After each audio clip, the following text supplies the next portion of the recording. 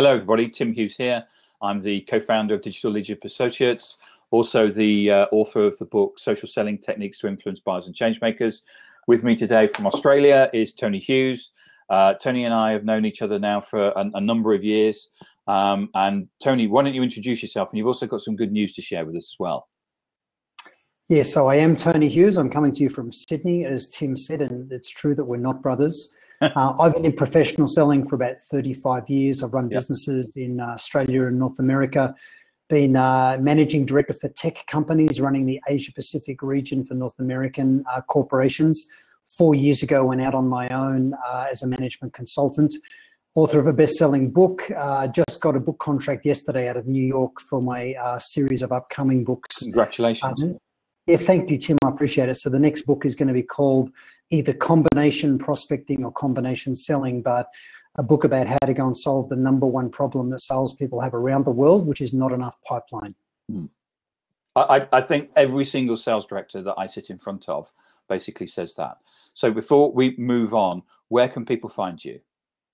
You can find me in LinkedIn. I've got 120,000 followers at the moment inside LinkedIn for my blog. I'm the most read author inside LinkedIn on the subject of business-to-business selling worldwide.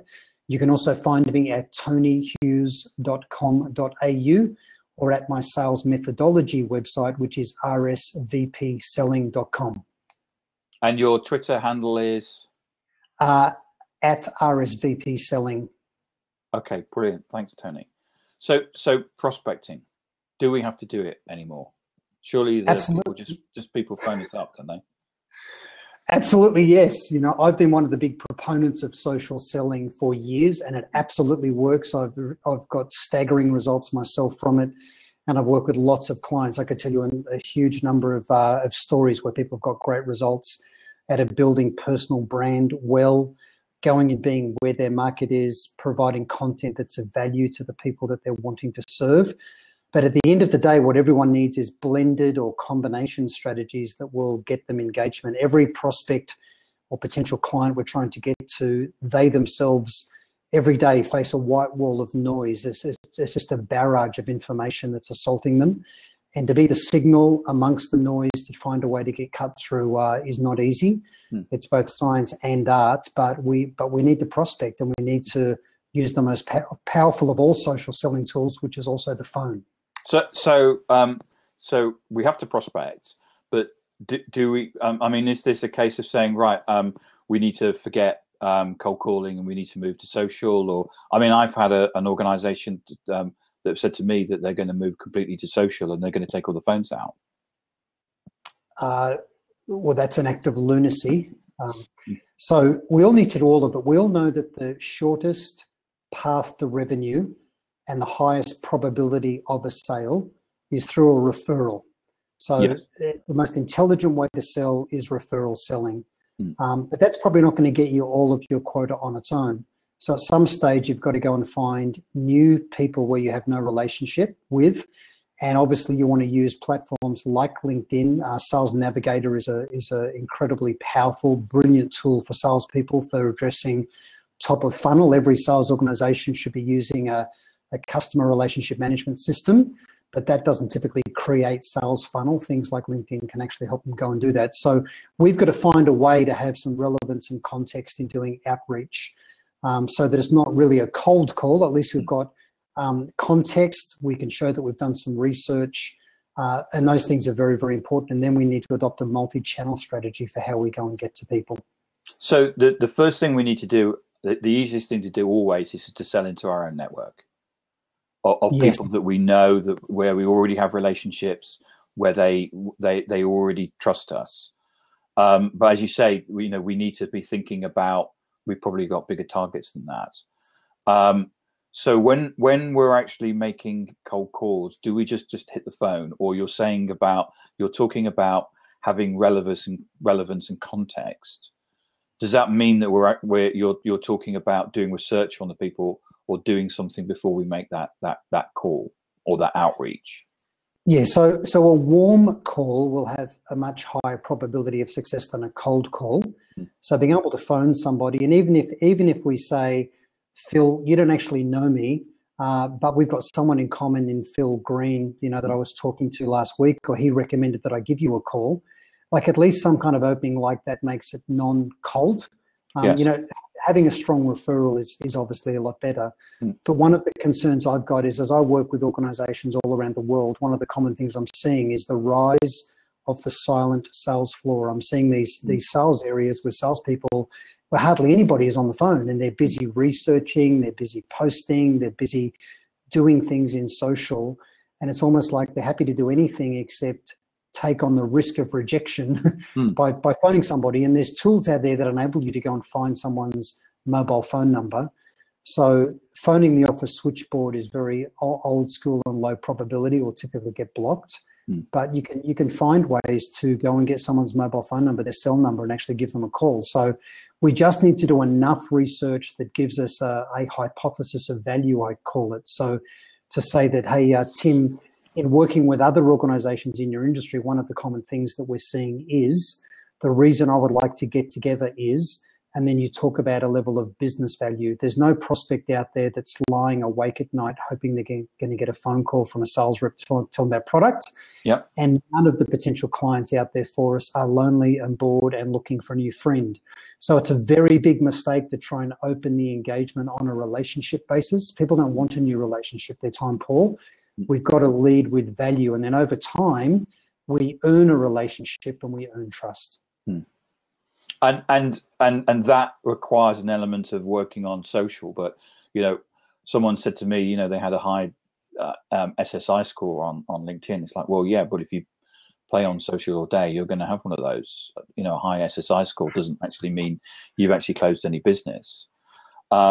So you're involved in helping people create content, and importantly, with that content context. Not content for content's sake, and in your book, you're keen at talking about this blended approach to prospecting and business development, and so you're saying really that we should be using the best. It's a bit like woodwork. We use the best tool to do the job. If we have a number of saws, and we have to cut a piece of wood, and we'll decide whether we're going to use the tenon saw or whatever the long saw is, or the hacksaw. And that's about using the right tool to actually get to the person that you want to get to. Is that what you're saying? Yes, and to me, every salesperson on the face of the planet, there's basic tools of trade that you just have to have. You have to have a customer navigator. Exactly. You have to have a customer relationship management system like Salesforce, from speaking to you today from in Sydney. I've been in here at Salesforce all day doing some work with their teams. You absolutely need Sales Navigator. You need a simple tool like Buffer to do content curation and actually schedule posts. So, there's simple tools that everybody needs if they're going to be effective, because the salespeople that will survive and prosper are the ones that take a blended old school and new school approach in how they can go and be effective. So old school in the sense that they're good at building relationships and trust. They understand the concept of creating business case value, but new school in the fact that they get efficient and effective in how they go and create the level of activity that's needed. And, one of the reasons social is so important is not that you'll necessarily get active in platforms like LinkedIn to build your brand and publish content, and the result being you get leads. I mean, you may, but the reason you want to switch away from LinkedIn being an online CV to instead being a personal branding microsite, the reason that's important is about 3/4 of the people that you do outreach to in trying to build pipeline and progress and close opportunities, they will have a look at you before choosing to engage. I mean, we all do our research before we engage with people typically, and you're researching an individual inside LinkedIn. So you want your LinkedIn profile to support your claimed insights, to support your value agenda that you're wanting to set with people. Yeah, and you said that that personal brand was really important at the beginning of this talk, and you had some examples. I mean, give me some examples of where this has worked. Okay, so one of the clients I'm working with, she worked for a government-owned corporation. So a collection of Australian governments set up this corporation whose charter is to help government entities be more efficient around the health sector. Now, her job was to meet with the heads of a large government department here in New South Wales, in Sydney. And what she found was she was really struggling to get appointments with senior executives inside the government department. I worked with her to change her LinkedIn profile, and we changed her LinkedIn profile so that she looked like an executive that was worthy of a meeting with a peer, another senior executive. And as an example, the photo in her LinkedIn profile was her in a cubicle. Now, the moment you have a photo of you in a cubicle, you look like one of the worker bees inside an organization. You don't look like an executive. So I took a photo of her with my own iPhone, with her standing at the window of her own CEO's office, and I got her to dress like a CEO, right? So with a nice jacket, more conservative glasses. Long story short, she immediately started getting meetings at a senior level. I also helped her change her narrative, learn to lead with why conversations matter, instead of leading with who she is and what the organization does. So she started getting meetings, dramatic shift in the level of engagement and the type of conversation she was having. Within 9 weeks, she was also promoted. So that's an example of, work on your brand and your narrative and make it authentic. It's not a persona. It's got to be the real you, and it's transformational. Because I think that, we talk to people a lot about the fact that online people jump to conclusions. People look at your LinkedIn profile, they make a judgment whether you're interesting, boring, trustworthy, funny, all of those things. And they'll also jump to a conclusion about whether you're a person that they think they can build a relationship and can do business with. And at the end of the day, we, as salespeople, we need to be in a position that somebody is going to place an order with us. Yes. And we may have lost that deal, and the person hasn't even contacted us because they've come to our LinkedIn profile and went, that person's just going to come and rip me off.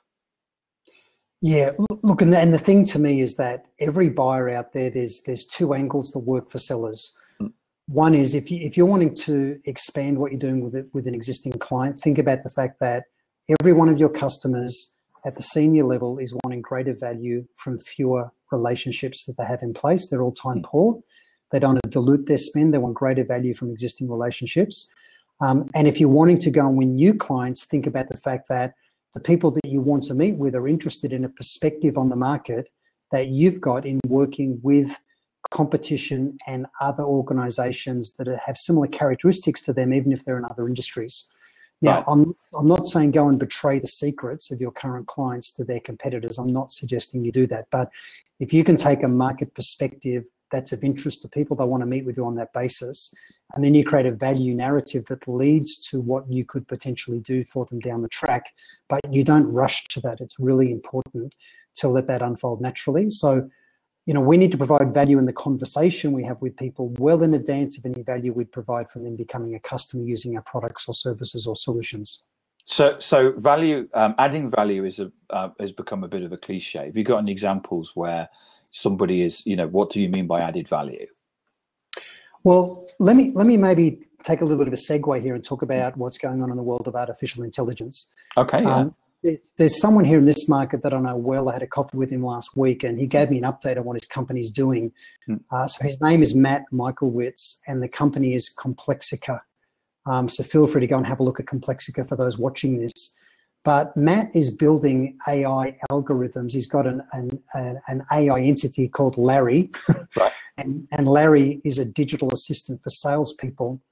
And those who embrace Larry are gonna protect their roles and further their career. Now, what Larry does is, I'll just paint a scenario. Imagine that you're a wine rep and you're selling to restaurants. Now, restaurant owners get bombarded with sales reps from all kinds of areas trying to get time with them and sell with them. They just get absolutely attacked. So they're really busy. But what Larry does is it enables the wine rep to go with genuine insights for that restaurant owner and their business. And what Larry does, for example, let's say it's an Indian restaurant. What Larry does is he goes out and looks at all of the Indian restaurants within 10 kilometers of that particular client. It sucks in all of their online menus and prices. It compares it with this particular customer, and it comes up with some interesting insights that could be, for example, this customer is charging on average 13% less than on average the other Indian restaurants, within a 10-minute drive from where they exist. So they could potentially put up their prices by 8% or 10% without any negative impact on market share that they would have in the area. Now, imagine if you're the sales rep that's calling on that restaurant and you're saying to them, the reason I want to talk to you, or the reason I want half an hour in your calendar is I've done some analysis about how you compare with all of the other Indian restaurants within a 10-minute drive of where you are. And I think that you're not charging enough. And I want to share that information with you. You've got your meeting, you're providing value in the conversation. Now, what Larry also does is it says that Indian restaurants typically sell lots of these kinds of wines or these categories at these prices. And it'll suggest to the salesperson, these are the wines that you should be recommending to this particular restaurant as well, based on what's working for other restaurants that are similar to them. Right. So it's a completely different conversation. Instead of, this is who I am, this is where I'm from, these are the specials we've got on this month, are you interested? It's a transformational conversation. So you become the one salesperson every single month they are waiting with bated breath to have a conversation with. And that's an example of how AI can be transformational. Yeah, and I we'll come back to the AI piece in a moment, but I think sometimes we get lost with this term added value, and I think what we're trying to do is actually provide insights, and what we need to be doing is telling people something they don't know. And you know, in the past, there was a debate going on, I think, on LinkedIn about whether salespeople should blog, and that wasn't. You know, someone pointed out that when they were in sales 25 years ago, what they would do is that they would actually cut out interesting articles for that particular person. This is before the days of the internet. Cut out articles, like paste them on a piece of paper and write a little note and say, "Hey, Fred, I saw this. I thought this would make a really big impact to your organization. Put it in an envelope and send it off." And that was about, you know, providing insight and providing them with something they didn't know in the analog days of the past. And I think sometimes we kind of lost that because we're trying to post as many things to Twitter as we can, rather than actually finding that nugget of gold that's going to go, that, as you say, is transformational. Yeah, and Tim, I agree with you that the term added value is very cliche. What the hell does that mean? What we should think about is, how do I create value in the engagement I'm having with somebody? Because sales reps are wired, you know, along the lines of, I'll create value by selling them something. Well, once they've bought my thing, I've delivered value. We need to think about, where's the value in insights, in conversations, in a perspective. Yes. So let's talk about artificial intelligence, because you've been involved in that, and you started writing about artificial intelligence quite early on, and I know it's something that you're very passionate about. How are you seeing right now in Australia, or in the conversations you're having, how are you seeing artificial intelligence impacting the everyday salesperson? Well, artificial intelligence already impacts everybody in their everyday lives already. If you use Google, you're using artificial intelligence. If you're using Siri, you're using artificial intelligence. It's everywhere. Artificial intelligence is different to automation. So a lot of B2B selling organizations have embraced automation. One of the downsides of that is they're automating the bombarding of customers and prospects with what is perceived by them to be spam. The promise of AI is it'll deliver personalization and context at a level that's never really been done before. So that example I just gave you with that company, Complexica, and what Matt is doing is a really good case in point. So just to back up a little bit, the first thing is, if anybody in sales is wondering whether the bots are coming to take their job, stop wondering.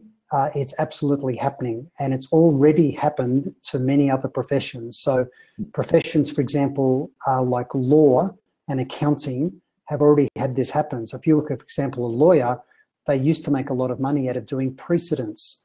There's AI algorithms are looking at legal precedent already for them and have taken a lot of jobs away. And when you combine that with low labor cost offshoring in markets as tariffs actually take the boundaries away. I know Donald Trump is working to reinstate them. That horse has already bolted. And even in China, I read last week, there was a factory in China that's implemented robotics in manufacturing, and they've gotten rid of 80% of their workforce. Now, if you think, wow, even in China where there's low labor costs, they're going to do automation. Now, the reason this Chinese manufacturer went for automation wasn't to reduce labor cost, it was to dramatically improve quality, right? So robotics improve quality. So algorithms and AI already exist, they're already impacting us, and customers are not lonely and bored and looking for a friend. They don't want another relationship. They want an answer to their question efficiently and effectively, and self-service portals and mobile apps are all examples of how AI is going to start to address that. So if the value we provide is just in helping a customer navigate our organization, or if the value is in just having a relationship and a bit of mind share, it's not enough. We've got to move into, well, I've got a bunch of quadrants, I guess, like every consultant, but into that top right consultant quadrant of being a trusted advisor, which is not mythical. It can be achieved over time and based on the level of insight and value that you provide. So AI is real, it's here already, it's coming for salespeople's jobs. The relentless pressures of commoditization and disruption and competition is what makes AI a big threat for people. I did a webinar recently with somebody, and they said, I'll get Janice or whoever it was to organize it. And you know, I'm getting this, you know, can you do Tuesday or Wednesday or whatever? And I'm going, I can't do that. And there's that. And it was a bot. As a digital because in fact the language, if you think about the language that you use when you say I can't do Wednesday but I can do Thursday, is actually quite easy to break down, and it can work out what that is, and I mean, you know, it's kind of a simple thing, but it started. We've been working with a bank where they're using chatbots, Facebook Messenger, as a way to work with customers, and they see the channels in terms of of working with clients. They're not taking them away; they're just going to add to them. So there's, you know, if people want to phone up and use a telephone, they can do that. If people want to use Snapchat, they can do that. Yeah, and another example of AI helping salespeople. So Larry from Complexica helps a salesperson be better than any of their competitors out there in the field. It'll also help the people work out who should I be calling on and in what order should I call on them, as well as what conversation should I have, which was the example I gave. But Mike Scherr from Frontline Selling in the USA, have a huge amount of respect for Mike, runs a brilliant organization, but his organization helps create leads, create sales pipeline for people on an outsourced basis. Right. He uses AI to assess how effective his own people are on the phone. Right. So AI is listening to vocal intonation and the way one of his salespeople run calls on the phone to see how effective they're being. So that's another example of AI really helping people. So yes, we should feel threatened by what AI can actually do to our roles, but we should also be positive and embrace it as a way for us to be the human and the machine as a combination to go be. You know. So I don't know if you've heard of the product Nudge. It's neednudge.com. And that is similar to the one that you were talking about earlier on, which is where it's looking at information, and it's actually coming up with ideas and insight that you can actually take to a customer to actually create a conversation, or what's going on within your own network. And I think, you know, quite often we're in a situation where, you know, if you think 10 years ago, we didn't have things like Facebook and Shazam and all of these applications. And you know, in 10 years time, there'll be a whole bunch of applications that you and I certainly probably will never have thought of, that have been designed by some 15-year-old kid in Shoreditch in London or something like that, because they just, well, why don't we have this? But I agree with you. It shouldn't be seen as a threat. All these things are a way of actually adding value and actually helping you create your number, and doing it at scale.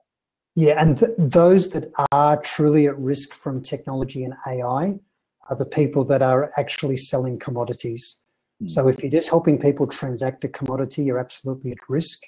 The thing you need is complexity and risk and business cases that need to be developed, for example, for anything to actually get over the line. That's where there is still a very important role for a salesperson. So if you are selling transactional commodities, embrace AI as a way for being the human face on a hyper level of efficiency. But otherwise, you need to look for where there's complexity, which is where you'll still have a good role. So going back to what we talked about earlier on about the silent telesales or the silent sales room. What I did some work with a person who wrote a blog with me, and he was saying that he'd seen sales change a lot, because if you think about the classic way that people learned how to sell, there was lots of magazines which had advertising, and you had what we in the UK we would call a tele-ad salesperson that would ring up the local garage and say, you need to have a 5x4 on your and you need this particular, and all of that is gone. Because and in a way, all of those magazines and all of those telesales people, it was an apprenticeship, and people started there about at 20. They did 2 years. They worked 60, 80 hours a week, and then they kind of moved up through the hierarchy of sales. So one of the things that we have is the fact that those people aren't coming through. And I've been to call centers which are quiet, and it scares the hell out of me. Yeah, it does for me too. I was in the US a few weeks ago working with one of my clients, and their sales force is largely millennials. And that being too down on millennials, but with millennials, you've got to make them feel like that they're making a difference and give them free food and bean bags, and they'll be happy. But they don't like rejection, and they don't like the concept of doing all the hard work. And that was one of those places where I just saw this silent sales floor. They're tweeting, they're posting, they're in Facebook, but they're not on the phone. They're not on the phone finding a way to get to a person with the right narrative that earns an engagement. So all of the social stuff, in my view, is to support your narrative, to build your personal brand, for doing research, but you've got to find a way to get to the people that matter. And I personal brand is important, but there are different ways of getting to different people. Now, you will find if you're trying to get high in an organization that maybe you can do it through social, but you have to face up to rejection. It's a part of the job. Yeah, it's true. And every individual that's going to post needs to respect and be consistent with their own employer's brand. But it's the same in social. If you want to get cut through, if you want to create following, you've got to be willing to be controversial. Now, you should never clickbait people by putting up some grand headline and dragging them away to a form they've got to fill in. People resent that. You need to respect your audience, absolutely, but you need to have an opinion, because if it's all bland and boring, you're not going to get the level of cut through. The core role of a salesperson is to help their clients change state. They're going to help their clients see a better future, a better way. So they need to have a positive opinion about that and be passionate about it. I don't know about you, but the amount of stuff that I'm getting through LinkedIn where it says, I've got an amazing app of something that I don't even know about, and will I give them 30 minutes on the phone, is just increasing. Yes. And it's become, and LinkedIn it's driving people off LinkedIn, because people are saying, I've just seen something on Facebook where they've basically taken the person's what they the email or whatever they received on, and they've just said, this just kills me. Yeah. Yep, I agree. Hopefully we'll. I don't know if you're going to cover it in your book, but we certainly need to have we need to get to a point where people actually understand that prospecting is a blended method, and there are different ways of getting to people. And as you say, changing the state and giving them a future vision. Yeah, and that's what the whole of my book is going to be about. What are the combination strategies that enable you to go and build really good pipeline? Because it's a combination of things. It's never all of one thing. It's not about pounding the phone all day and cold calling. That's low probability and massively depressing. Nor is it just about posting and tweeting and thinking that leads will float back through the ether. So it's a whole blended strategy that's well thought through. It's supported by the brand that you build as well, and it's supported by the narrative that you carry. The problem with most people out there doing outbound demand gen now, trying to create a pipeline, is they are not capable. They're neither equipped with the knowledge, nor do they have the level of gravitas to be able to carry off the right narrative with the people they're trying to go and get engagement with. So one of the realities of selling is that we get delegated down to who it sounds like we should be talking to. Yep. So the moment you have the wrong kind of conversation, you're gone. So seeking to elevate is of no use unless you can carry the right conversation. Yeah, we at my previous job, we had a particularly good agency that was calling out, and they actually used outplacement people, a bit like us, with a bit of grey hair, rather than and they were the most successful agency that we used in terms of making outbound calls. Yes. Now, I'm not saying that there's any connection, obviously, between age and that success, but I just thought I'd mention it. You know. I've got to tell you a funny, really, really short, true story. Yeah. I remember once I saw a guy speaking, and he was bald, and right. he was a New Zealander, and New Zealanders speak even worse than Australians, right? They drop the vowels out of the language. And he said what people need to be successful, and he meant to say boldness, but bold and bald sound like exactly the same thing when a New Zealander says it. So he said they need boldness, and the audience just cracked up laughing because he was bald himself. Tony, it's been great. Thank you. Remind everybody again where they can get hold of you. So you can find me at tonyhughes.com.au or in LinkedIn. Follow my blog. I've got 340 blog posts I've done in the last couple of years, and about 120,000 followers right now and growing. But everything I know I post up there. No clickbait, all just high value content. And please follow me there, and I look forward to connecting with you in LinkedIn. I'm happy to receive connections. LinkedIn's growing at 2 people a second. It's about 500 million people on the platform now, so it's still very valuable. But Sales Navigator is where the value is for salespeople, as opposed to just their profile. Yeah, brilliant. Thank you, Tony. Thanks for your time today, and have a good evening. Thanks, Thank Tim. you. Bye.